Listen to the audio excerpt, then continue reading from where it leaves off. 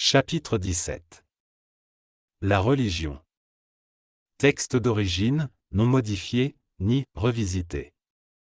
Vous, qui avez répondu à l'attraction magnétique de nos cœurs au travers du voile de la chair et au travers de l'action vibratoire de la conscience extérieure, et qui avez dénudé vos âmes aux rayons vitaux de la vérité, vous êtes bénis parmi les fils et les filles des hommes.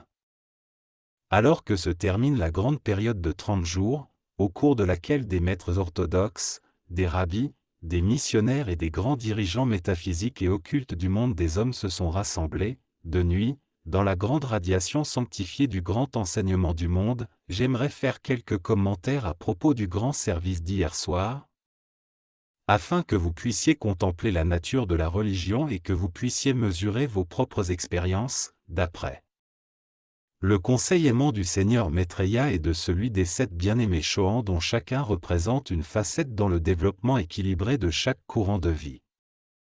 Lorsque le Seigneur Maitreya s'est levé pour parler avec mes 7 beaux-fils, il y avait derrière lui une assemblée de 10 millions d'âmes qui comprenaient tout aussi bien des âmes dont les corps fonctionnent en ce moment sur la terre, que des âmes qui sont dans les classes des niveaux intérieurs, classes tenues par le maître Kutumi, le Seigneur Michel, le Seigneur Maitreya et le Maître Saint-Germain.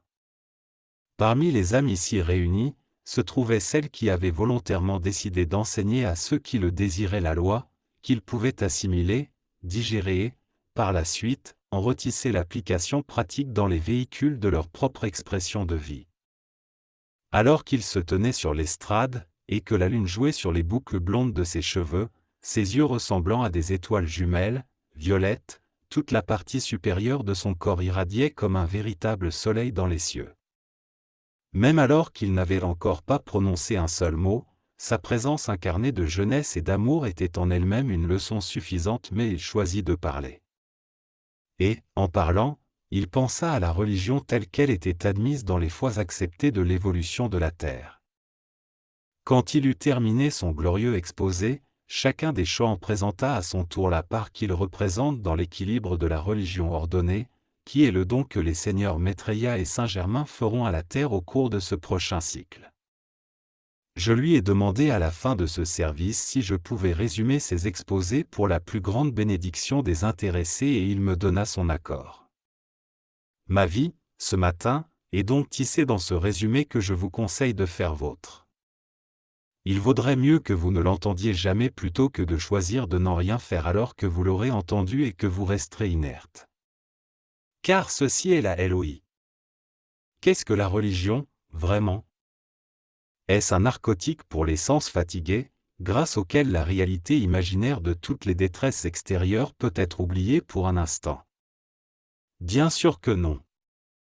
La religion est basée sur un principe à cet aspect et l'humanité dans sa majorité, et ceci vaut aussi pour les étudiants conscients de la loi et même pour les étudiants avancés n'a pas compris sa nature à cette face. Mais commençons par le commencement. L'âme, rassasiée de la jouissance des sens sous l'impulsion du maître dans le cœur et pour une raison ou pour une autre, s'agenouille devant son Créateur, et ceci est l'action du premier rayon dans l'invocation de la part de la conscience embrouillée pour connaître la volonté de Dieu.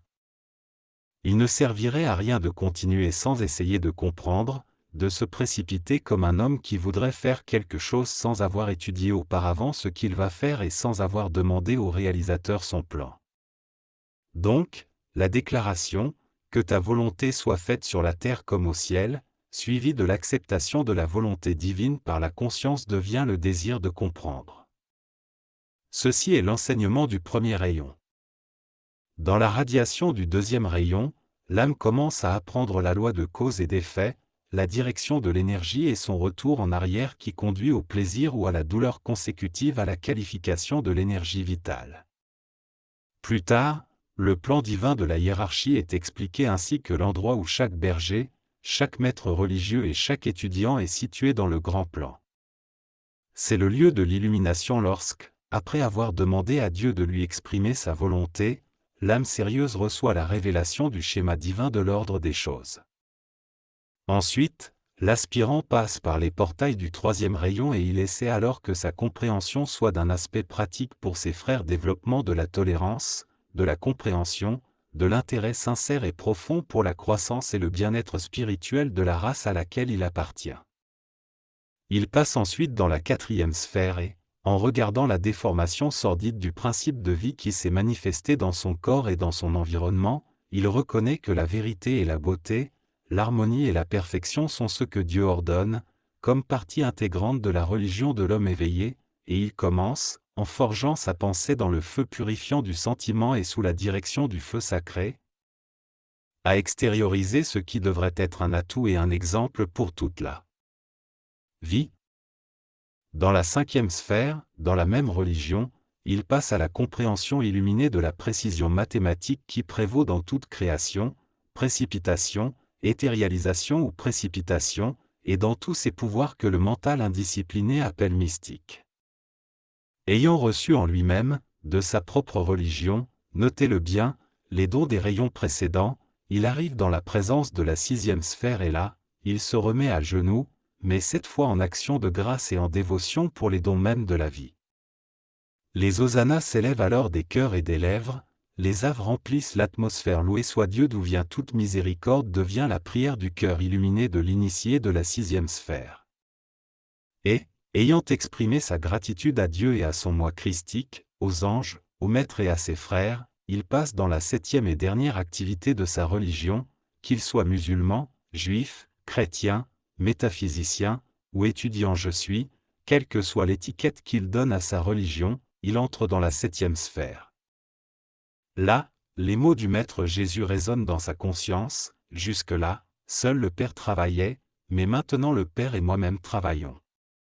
Tous ces dons d'énergie, tous ces enseignements de la fraternité, toute la beauté, le sacrifice, l'illumination et la dévotion, gagnés par le courant de vie, deviennent sa responsabilité pour qu'il l'offre sur l'autel de l'humanité, dans son service commandé, suivant le mot d'ordre de Saint Germain. Dans la 7e sphère, les mots du Maître Jésus résonnent, illuminés par la compréhension.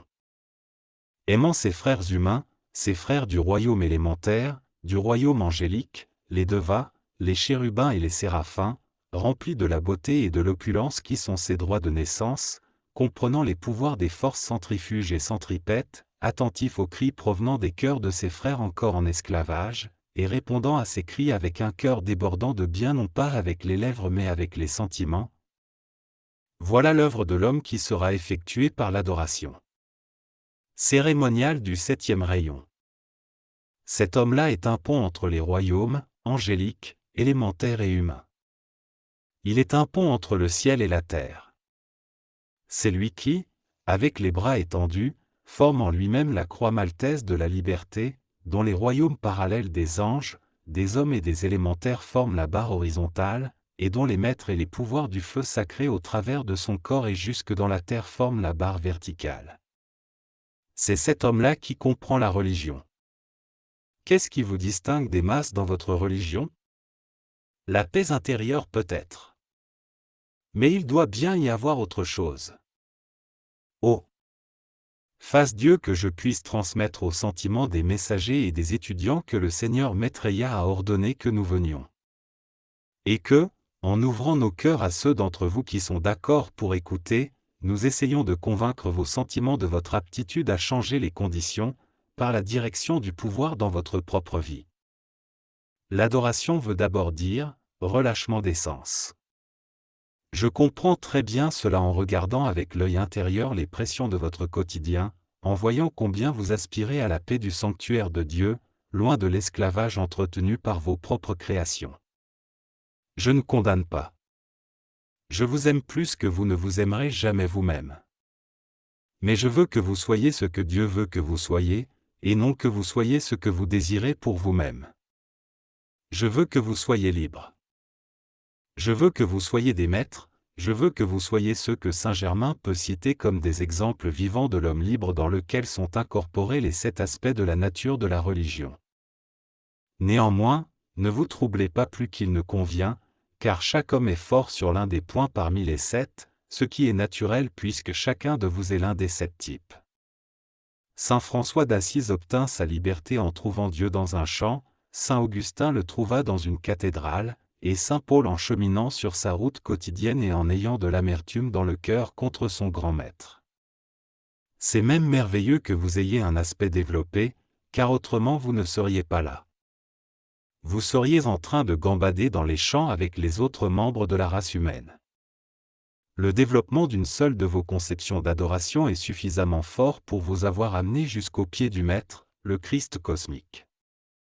Maintenant, je voudrais que, chaque jour, vous emmeniez votre âme à travers les 7 temples, à raison de 1 jour par sphère. Disciplinez votre moi extérieur. Restez pour un temps dans le temple qui répond le moins à vos propres vibrations. Si vous êtes fier, que vous avez le cou raide et que vos genoux ne se plient pas volontiers, rendez-vous dans le temple du grand Moria, le plus fier des fils du ciel, et ne quittez pas ce temple que vous n'ayez appris de sa bouche ce qu'est la capitulation. Si vous êtes mentalement paresseux et si vous préférez que quelqu'un conçoive pour vous votre propre religion, entrez dans le cœur du temple d'amour qui est la seconde sphère intérieure, et demandez l'illumination divine. Ne quittez pas ce temple avant que la compréhension de vous-même et non d'un autre fasse le bonheur de votre service. Savez-vous pourquoi les hommes se font comme un devoir de pratiquer la religion? C'est pour pouvoir construire leur foi sur les paroles de quelqu'un d'autre. Et c'est ainsi que leur pratique est basée sur la peur et la culpabilité, sans ressenti de la vérité, tout simplement parce qu'une autre partie de la vie l'a dit à leur place. Oh! Lorsque la flamme de votre propre cœur vous aura révélé la cause qui est derrière l'action, vous servirez comme les anges, et vos sentiments connaîtront le bonheur et vos cœurs chanteront. Si vous trouvez qu'aimer votre frère est une corvée, maintenez votre âme au centre de la 3e sphère sous la radiation du chant de ce rayon, jusqu'à ce que vous entendiez le cri dans le cœur de ce frère, jusqu'à ce que vous sentiez sa lutte, son besoin. Ne le laissez pas, enfant de mon cœur, avant que vous ne sentiez cet amour. C'est aussi mon propre temple.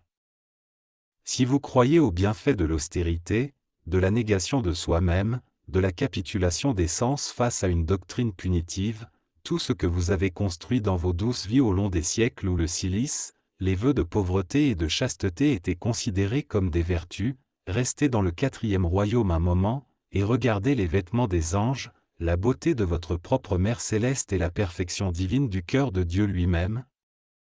Tout ce qui est, non par vanité, mais parce que le monde en a besoin. Imaginez que je manifeste toute énergie carrée, ou noire et verte, sans parfum, retenant les énergies nécessaires pour mettre de la couleur et du parfum dans les fleurs, où seraient les hommes?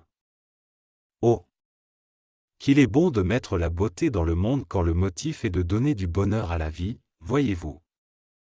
Ensuite, lors de votre passage dans la 5e sphère, là où le grand maître Hilarion et la déesse de la vérité résident, étudiez les combinaisons des rayons pour susciter certains pouvoirs. Regardez l'amour mathématiquement et voyez comment il attire vers lui la déesse de la vie. Demandez au maître de vous montrer un tourbillon de haine et voyez comment il repousse l'argent, les amis, toutes les bonnes choses, et que ce témoignage confirme votre foi. Et le 6e temple. Oh! Je n'ai pas besoin de vous presser d'y entrer. Car, au cours des 2000 ans qui viennent de s'écouler, tant d'hommes y ont passé le plus clair de leur temps en dévotion pour remercier Dieu de sa bonté, et j'en rends grâce à notre Père céleste. Mon seul but aujourd'hui est de vous voir songer à toutes les bénédictions de votre vie, en les énumérant une par une. Où seriez-vous sans un battement de votre cœur, sans une assise de terre sous vos pieds, sans un soleil pour illuminer le ciel, sans eau? Sans vos parents, vous n'auriez même pas un corps. Les gens disent qu'ils n'ont rien à faire et pourtant rien que ce que je vous demande aujourd'hui vous prendrait au moins 3 heures de pratique et de reconnaissance par jour. Quand vous aurez passé une partie de ce temps à renvoyer à Dieu un peu d'amour et de gratitude, vous pourriez commencer à penser aux canaux qui vous ont amené jusqu'à la vérité. À votre place, je les bénirai un par un, le ministre qui vous a baptisé, le prêtre ou le rabbin, le maître de l'école du dimanche comme le patient maître d'école, ainsi que le premier qui vous a enseigné la loyauté ou la prise de conscience. Pensez à votre maître spirituel, et à tous ceux qui vous ont conduit jusqu'ici. Dans le même état d'esprit contemplatif, Pensez à vos amis célestes, à Godfrey qui a tant donné. À Lotus. Pensez à chaque courant de vie qui a ouvert votre conscience à la vérité. Pensez à l'archange Michel et à sa protection aimante. À Sanakumara, que son nom soit sanctifié. Pensez au Dieu et à la déesse du soleil dont provient la flamme de votre propre cœur, et ainsi de suite, à l'infini. Quand vous aurez terminé votre contemplation, vous verrez que vous aurez rempli votre monde émotionnel de bonheur et de joie. Je suis sûr que vous voudrez alors remercier la vie en lui rendant l'appareil, et en entrant dans le temple violet de la sphère propre au Maître Saint-Germain. Vous voudrez devenir ce pont, donner votre énergie en chant et en visualisation. Vous voudrez devenir un exemple de ce qu'un homme libre devrait être. Ceci est la religion.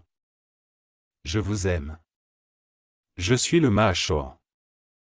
Le véritable but de notre enseignement. Pour finalement mettre de côté la conscience de la forme et entrer dans les royaumes de la conscience dans laquelle vous maintenez votre identité sans être prisonnier de l'endroit, vous pouvez explorer et profiter des principes créateurs de votre propre nature, tout en portant un vêtement de chair. Le véritable but de notre enseignement est d'être une telle libération dans la réalisation de votre unité avec cette grande et universelle conscience cosmique, dans laquelle toute l'humanité se meut, vit et a sa raison d'être. Quand l'homme regarde l'univers avec sa conscience individuelle particulière, il est lié. Mais lorsqu'il s'élève, se développe et commence à sentir la conscience universelle se mélanger à la sienne, que sa conscience est immergée dans cette sphère, il connaît le premier état de liberté qui sera son état naturel à la fin de son incarnation terrestre. On ne peut plus rester prisonnier de la chair, quand on a trouvé la porte de la mer universelle de l'oubli de soi, dans laquelle, c'est étrange, il y a plus de vie, plus de vitalité, plus de légèreté que lorsqu'on porte les lourds vêtements de la chair. Pratiquez et entretenez soigneusement la capacité d'entrer et sortir à volonté de ce royaume du ciel, jusqu'à ce que cela devienne, pour vous aussi naturel que de passer d'une pièce à une autre. La plus haute sphère de conscience est vraiment le royaume de la motivation, où les idées reçoivent un corps, et où les corps sont abaissés dans la forme. Lorsque vous pourrez facilement mettre de côté la conscience humaine, le bonheur et la joie émotionnelle vous soutiendront vraiment, et vous cheminerez alors vers le ciel sur les ailes de la lumière.